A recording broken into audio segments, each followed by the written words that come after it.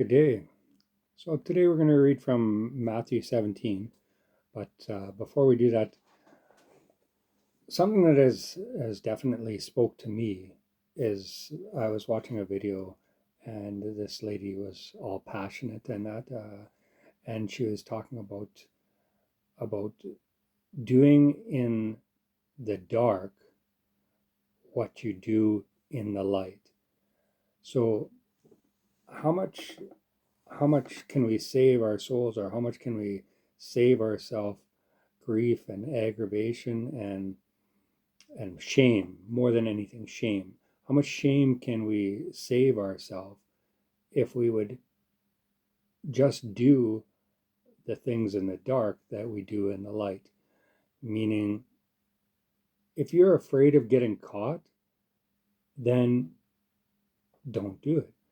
If you're doing something in your bedroom or in the shadows that you shouldn't be doing, or that brings you shame, then just don't do it, because the shame that it brings you is far greater than any short-term reward.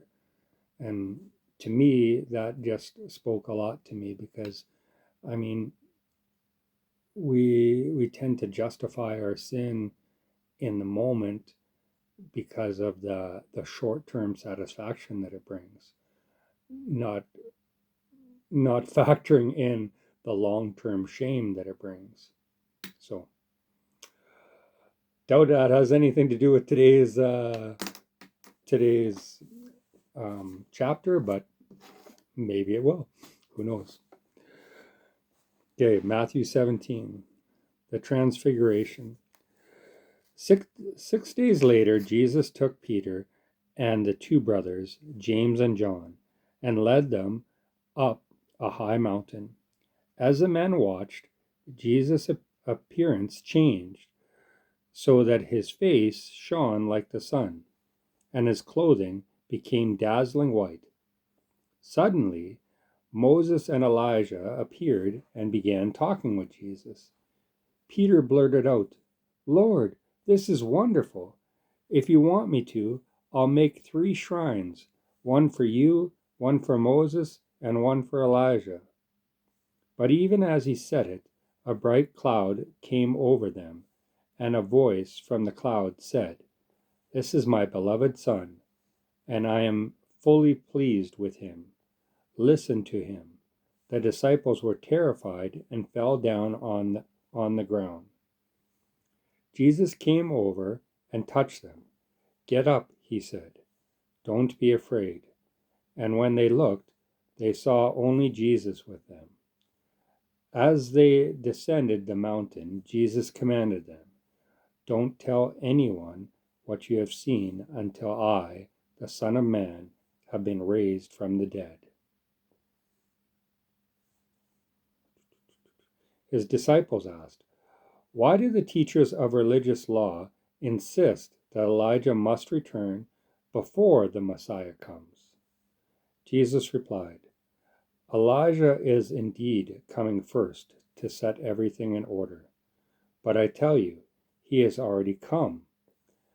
But he wasn't recognized, and he was badly mistreated. And soon the Son of Man will also suffer at their hands." Then the disciples realized he had been speaking of John the Baptist. So I guess Elijah came back in the form of John the Baptist, from what that's saying. Jesus heals a demon-possessed boy. When they arrived at the foot of the mountain, a huge crowd was waiting for them. A man came and knelt before Jesus and said, "Lord, have mercy on my son, because he has seizures and suffers terribly. He often falls into the fire or into the water. So I brought him to your disciples, but they couldn't heal him." Jesus replied, "You stubborn, faithless people, how long must I be with you until you believe? How long must I put up with you? Bring the boy to me." Then Jesus rebuked the demon, in the boy, and it left him. From that moment, the boy was well. Afterward, the disciples asked Jesus privately, "Why couldn't we cast out the demon?" "You didn't have enough faith," Jesus told them. "I assure you, even if you have the faith as small as a mustard seed, you could say to this mountain, 'Move from here to there,' and it would move. Nothing would be impossible."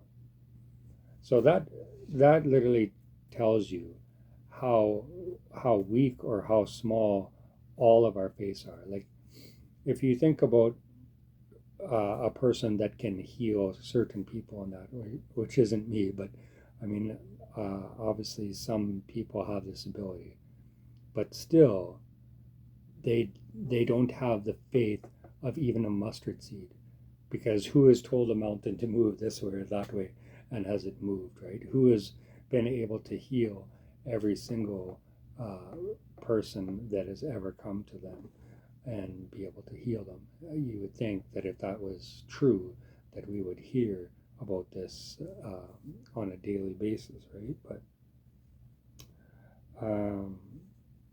Jesus again predicts his death. One day, after they had returned to Galilee, Jesus told them, "The Son of Man is going to be betrayed.